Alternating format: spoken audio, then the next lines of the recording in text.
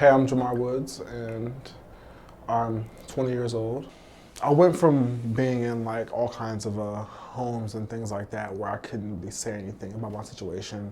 Um, I've been through situations where I haven't been able to speak up for myself. It matters for us youth to have a voice because it's how you protect yourself. If you don't have a voice, you can't speak out against what you're being fed, how you're being treated, how you're being talked to. You can't, if you don't have a voice, your cultural needs won't be met. What's around you won't fit, you know, your needs and your identity and what you really want for your life. It feels really empowering. It feels very empowering, and it has gave me a really it's gave me a sense of responsibility. It has given me a sense of control over like my life, and just like, you know, it has given me like a sense of just like finally I get to like, you know, be that person that's like, you know, helping people and like who's like directly linked to all these programs that can help out children. And now I can actually now I actually have some kind of pull. A lot of what the Youth Advisory Board is about is mentoring younger children or younger teens into becoming better at advocating for themselves and their peers and speaking out against injustices that they see and just their everyday lives.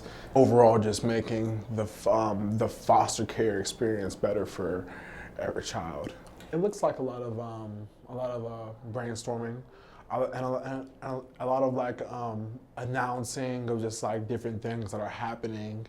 A lot of like different like programs or different things that are like changing, with whether it's with like opportunities for the youth or different things that are going to happen. A lot of that stuff gets announced there. We also get a lot of stuff talked about.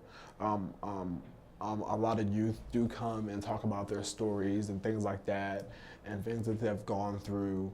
We have a few people who come there who are in power or who are in a position to make change a lot of the time, and a lot of youth, I feel like that puts a lot of puts a fire under a lot of those higher ups, because a lot of youth are saying that to their face. If we have children from all 88 counties coming to these meetings, then it will get youth talking. There will be less youth that don't know how to advocate for themselves and don't know how to get things for themselves, or there will be less youth that are ignorant to what rights they have. It feels very surreal. It feels very empowering. It feels crazy. It feels like a movie, because it's just I'm speaking on my story, and it's just I'm seeing tears, I'm seeing reactions, I'm seeing wows, I'm seeing people wow. I'm seeing people that I've met throughout my life, in the crowd when I'm speaking. So it just feels man, I'm finally coming out and telling my story, and people are finally starting to see why I was that way when I was a child and what was really going on. They're starting to see me. Just leaving the state and speaking to people from all over the country. I networked and spoke to people from different states, and it felt really good to do. It felt like we were getting our voices heard across the whole globe.